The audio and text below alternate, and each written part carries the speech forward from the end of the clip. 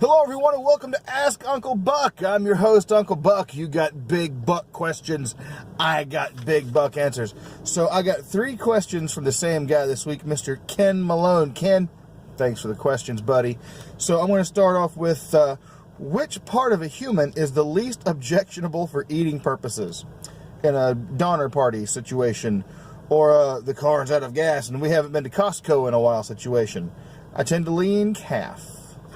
I've never really put that much thought into cannibalism, although I would have to say either calf or maybe the thigh, the big meaty muscles, probably the best to eat.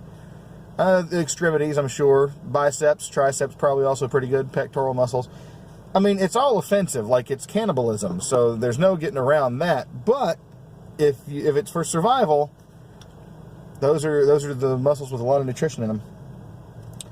Also, no, I'm not even going to that. But don't eat the brain. Apparently, that will make you very, very sick. Don't eat it. Never eat a human brain. You're not a zombie, unless you voted for Hillary. All right. Do people pick their favorite Ninja Turtle by identifying their own personality traits with a character, or probably just the color/weapon selection? If the former, do you reckon there's a PhD waiting for the person who can predict outcomes based on your favorite turtle? Like Raphael, people going to jail more, or Donatello fans being more likely to go to college. I suspect that what we do, or how, for fans of Ninja Turtles, obviously, you project the qualities that you want for yourself onto that, or you select it for the way you want to see yourself, I guess is the way I'm trying to say it. So I was the demographic they were looking for whenever the Ninja Turtles cartoon came out in the 80s. I was right there, man. And I was a Michelangelo guy. A lot of kids were. For one, he was the party dude, and he was fun, and he was the comic relief, and those were all things that I wanted to be. I wanted to be funny and well-liked, and I wanted to be the party guy. Oh, he's so cool. Cowabunga, dude! So, I suspect that has a lot to do with it, though I wouldn't put it past... Man, this camera's getting all weird on me here. It's just sliding. I wouldn't put it past there being a little bit of the weapons thing, too. My favorite weapon, honestly, was the katana blade. I thought that was just neat. So, but there wasn't like a turtle with a green mask, and green was my favorite color. This is going to drive me insane. I guess the orange mask probably was my favorite, but that might have been because I liked Michelangelo for his personality. I did, however, get a little pair of the plastic wrapped in foam nunchucks that you get from like the flea market, and I broke them every time. And I also managed to hit myself in the face with them. So that was not very good. The moral of that story is don't play with weapons unless you have some sort of training. Here's the one I want to get to. This is a great question, Ken. What ideas do you think are too dangerous for most people to ponder, if any? Which should be vaccinated against for the collective good? You see, now, I understand that there are certain concepts that are not beneficial to society. If you're to ask me, I think communism, real bad idea.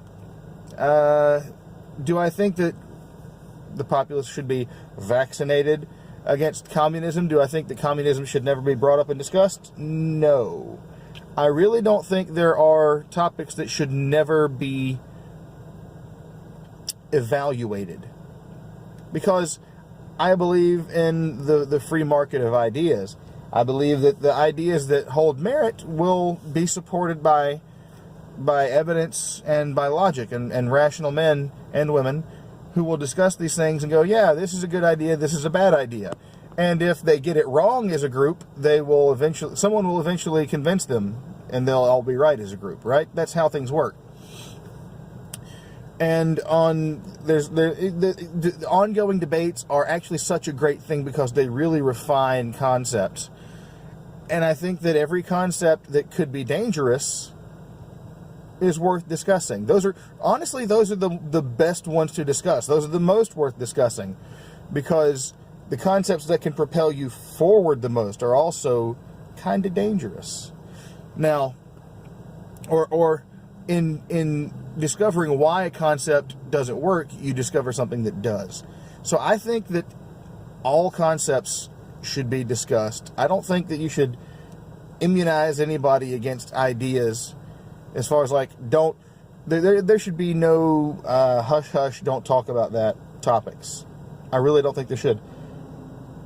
What good does that do for you? If someone is young and they get onto an idea that's dangerous, you can always use facts and evidence. Now, sometimes young people are kind of dumb. I was. But the thing about dumb people, especially young dumb people, is they can grow up and become smart. You can educate them, and they can have life experiences where they learn how to evaluate things more thoroughly. And you can take someone who has absorbed a bad idea as a young person and eventually show them that the idea is bad. Unfortunately, that process can also work in reverse. Someone can have a really great idea and then grow up and decide they don't like that idea anymore for whatever reason. They can be corrupted by evil people. You can't immunize society or the world against evil. It just doesn't work. There's no way. And you can never defeat evil utterly in this life. That's one of the things about being on the right is people are always like, well, we're going to fight the left till we finish them off. You're never going to finish off the evils that exist on the left. You can only finish off good things. Only good things can be killed permanently. Anything that's evil is going to keep growing. You're always going to have to mow the grass. The price of freedom is eternal vigilance. You're always going to have... That's entropy.